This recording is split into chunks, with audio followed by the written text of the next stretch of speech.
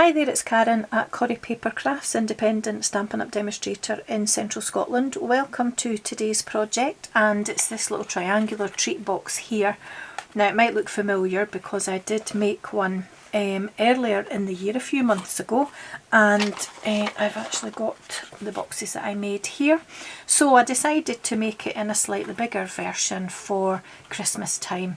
Now this is actually a sneak peek of a new bundle that's coming, and I'll give you a quick look-see at it here, so bear with me till I grab a hold of it.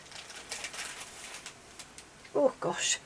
Right, so it's a variety bundle which will be available to buy from the 3rd of November. Demonstrators are able to buy it now. Because, as I've said before, demonstrators get to pre-order new things a month before they launch, which is fabulous. And it consists of a pack of 6x6 papers, and it's a pack of 48 sheets as we would normally have in our DSPs, a set of dies and 2 curvy stamp sets. So I decided to do a quick project just to let you see these and give you a sneaky peek, and obviously the theme is curvy, so there are a few more projects coming up with this, and I'm getting quite adventurous with this stamp set or this bundle, so watch this space. So I've used a sheet of the paper with the stars on it, and I challenged myself to use cherry cobbler, which is a colour that I don't use very often, and the colours in this bundle are cherry cobbler, Sahara sand, shaded spruce and whisper white, and they are just beautiful. So I'll give you just a quick look. I love the Sahara sand, just again it's a colour I don't use very often. I really like that as well. So lots coming up using this bundle. So I think it's is it 8 designs, and it's 4 sheets of each design? I can't remember, but it's 48 sheets nonetheless. So I'll pop the paper safely out of the way, and obviously the dies have a curvy theme as well to match the stamps. So there's a wee sneaky peek of the dies as well. Quite a few dies in this set. So a few projects coming up with this. So this is just a wee sneak peek, because it launches in a couple of weeks' time as you're watching this video anyway. So as I said, I've used cherry cobbler to make this box because I don't use it very often, and I've stamped using cherry cobbler as well, and I've used my epoxy dots, my opaque epoxy dots, and the ribbon is from the basket weave and metallic ribbon combo pack, and this is the ribbon here. So I'm going to get on and show you how I made the box. So you'll need a piece of cardstock which measures 11.5 inches by 7 inches, which is 29.2 by 17.8 centimetres, and the finished dimensions of the box actually are, let me think now, I've got them on the back of my notes here. It is 2 3/4 by 2 3/4 at the base, and the height from base to the tip is 2.5 inches, and that's 7 centimetres by 7 centimetres by 6.4 centimetres in height. So let's do some scoring. I'll grab my scoreboard and probably whack either the desk or the tripod. Yep, I did. And I'm trying to find my scoring tool. So on the long side, score at 2 3/4, 5 1/2, 8 1/4 and 11. Turn it to the short side and turn it clockwise if you're going to follow the directions exactly, and score at 2 3/4 and at 5 1/2. We will need the scoreboard again just shortly, but we need to do some folding and cutting first. So I'll just pop the scoreboard out of the way and grab my paper folder and fold and burnish on all the score lines. And I'm going to add some designer series paper, and I've actually not cut it yet, so we'll cut the designer series paper together as well.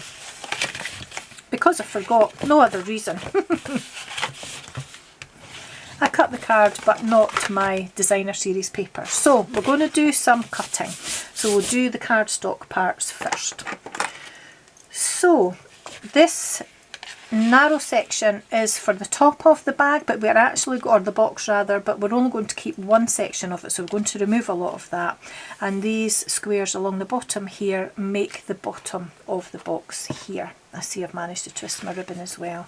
But we're going to remove these narrow parts, so we'll just do that just now before we do anything else. So I'm going to remove this narrow section here and notch in like so, and then we are going to remove quite a lot of this, but we'll just take this little section away for now so that you can see the tab at the side, because that's all that we're going to be left with for joining the box together. So I'm actually going to grab my big scissors to cut these bottom panels here, because what I want to do is I want to remove that score line, so it's just a case of cutting either side of that score line and removing the smallest little piece of cardstock, hardly anything. So that just makes it a neater finish on the bottom and there's no overhang. So again, just cutting either side of that score line, trying to keep it as straight as possible, but you know me and big scissors and cutting straight in the first place. But I thought with the longer blades these scissors might be a bit better, but I'm not going to be brave at the top. When I'm cutting away such a big section, I'm going to use my trimmer. I'm not going to put you through the pain of watching me not managing to cut anything straight. So as I said, tiny little bits that we're removing from the bottom. So that's what we're left with once we've cut the bottom of the box like so. This is the body of the box, and we're going to remove most of this. So the way I remember it is the part that I'm keeping is this part here, which is furthest away from this little narrow section here. So I'm going to remove these three rectangles here. So first of all, I'm going to turn it round and I'm going to cut the straight edge onto the part that I'm keeping. So I'm going to remove that score line, and I'm just going to cut it so that it reaches the other side of this score line here, and then I'm actually going to enlist the help of my trimmer to remove that section and get a nice straight cut. So I'm going to fold this narrow part over, and I'm going to put my box in the trimmer just this side of that score line, and I'm just going to cut from the top down, and I'm just going to take my time doing that, and then if I need to neaten it up once I'm finished, I will do that. So I'm just going to take it nice and slowly down to here, and I'm feeling a little bit of resistance, so I'm not going to cut anymore. I'm just going to pop that off like so. And then I'm just going to trim that little furry corner. I probably could have kept it a little bit closer to the score line, but it's still more successful than it would have been if I had done it with my scissors. So we're now going to put this back onto the scoreboard because we need to put a couple of tick marks. So we initially scored it that way round because we did 2 3/4, 5 1/2, 8 1/4 and 11 1/2. So I've actually folded this flap over at the top like so, and I'm going to use the thin end of my ball tool, and the tick marks that we're making are at 4 1/8 and at 9 5/8. So I'm just making a little mark there because we're going to add some triangular score lines onto here. So that's us now finished with our scoreboard. So from this tick mark we're going to make triangular score lines down to each corner. So just line up my ball tool and put those scores in.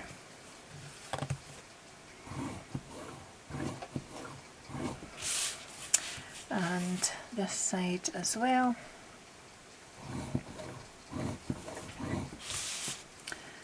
And last one, just make sure you get right down into those bottom corners just to keep it nice and neat. So that's that. And then we need to cut some designer series paper because we want a square on each of here and I want a small rectangle for here. So I think I'll use a different paper. I'll still use the cherry cobbler, but I think I'll use something different, and I think I'll use the little Christmas trees. I really like those. So we need 2 pieces which measure, let me think now, what size do we need these?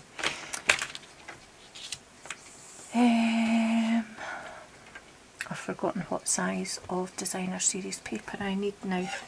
So we need it to be 2 5/8 square. I'm sure that's right. And then I'll measure the top one as well. So 1, 2, 3, 4, 5, 2 5/8 by 2 5/8, and another one just like so. Is that right? Yep. And then for this part here, I need a piece that measures 2 5/8 by, what is that now? That's 1 1/2, so 1 3/8. So I need to keep my pattern the right way round, remember. So 1 3/8 by 2 5/8, and that should fit nicely on there. There we are. So that's the DSP cut, and I'm going to use my detailed trail punch to round the corners on this here and this piece of DSP, just to give it a neater finish. So that corner there and that corner there, and then keeping the pattern of my DSP the right way round, I'm going to round the 2 bottom corners here. There we are. So I'm just going to stick those on, and I think I'll chance my luck with my Stampin Seal. See what happens.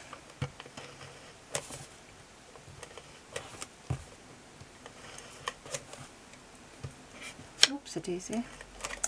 There we are. So I'm just going to make sure that I put this on the right way round with the pattern the right way up. So that goes about there. And then it's the panels that do not have the score lines on them for the other bigger pieces. So we'll just add those on as well. Oops. A bit in the middle. So one piece on here, about there, and another piece on the other square.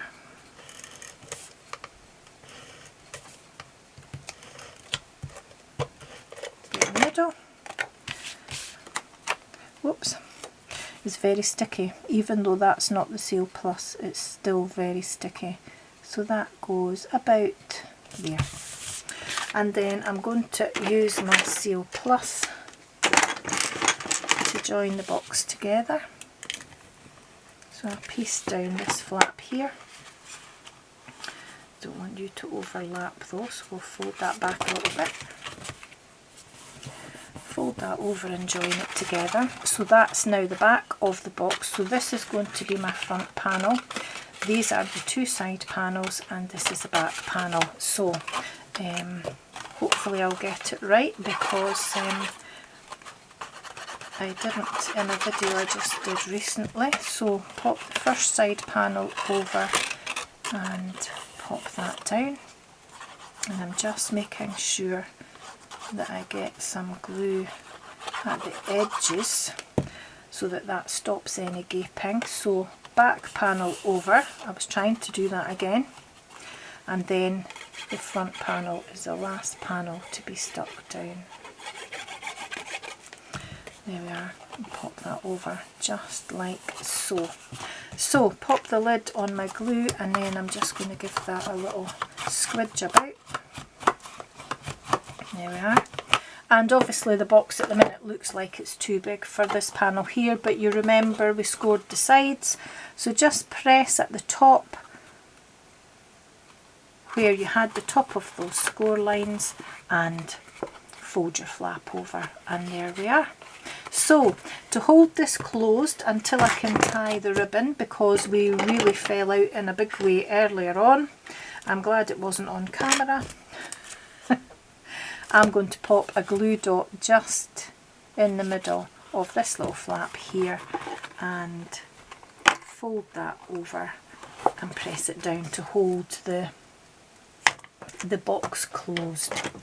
And then I'm going to bring over my ribbon, and we really fell out earlier, so I'm hoping that we're not going to fall out this time, because we fell out in a big way, because it wouldn't help me out at all. It wanted to do its own thing, and I wanted it to do my thing, and it wouldn't. So I have no idea how tight or loose this bow's going to be, but we will soon find out. So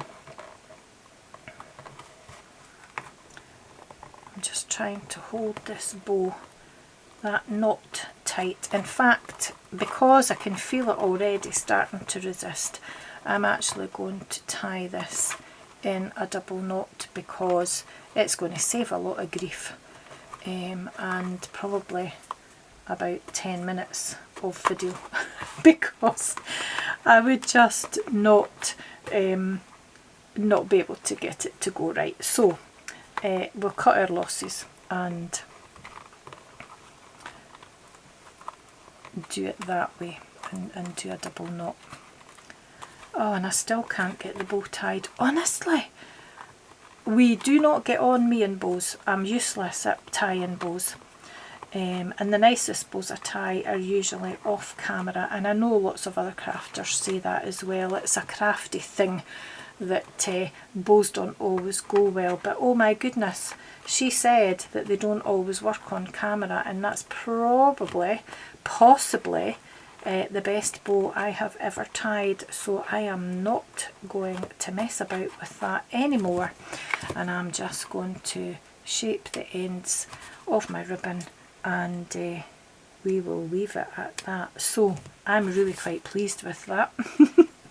So I'm going to grab a piece of, oh no, I'm trying to stop saying grab, a piece of white, this is actually thick Whisper White card, but you just need ordinary Whisper White. That's just because that was handy. And I need to get my stamp set, which I've tidied away. And I think I've maybe got the stamp out of it already, mounted on a block, or I maybe took it off because I stole the block to do something else.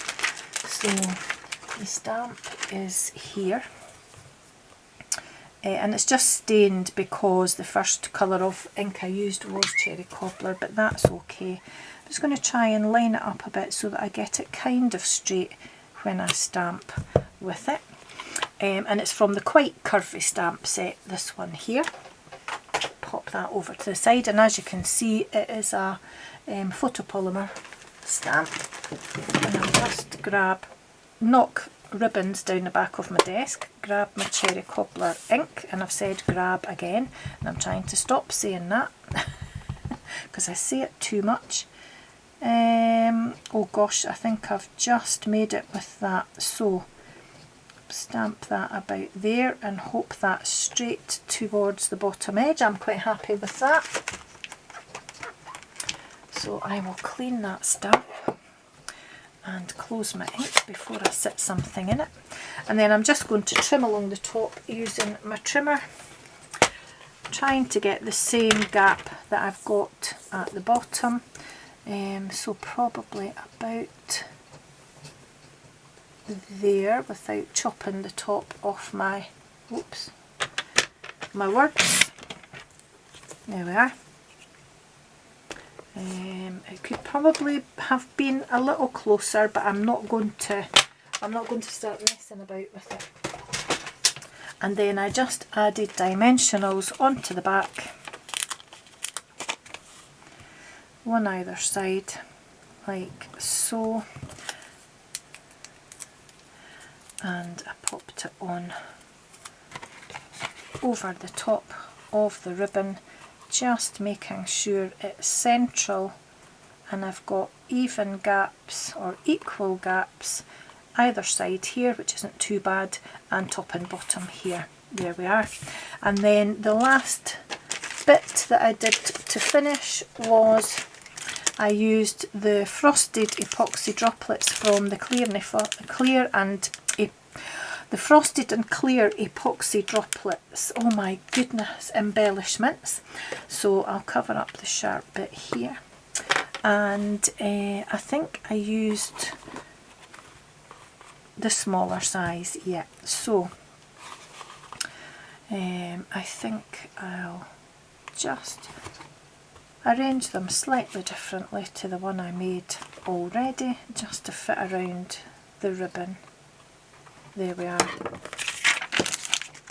So that's my sneaky peek triangular gift bag, or gift box, I guess it is.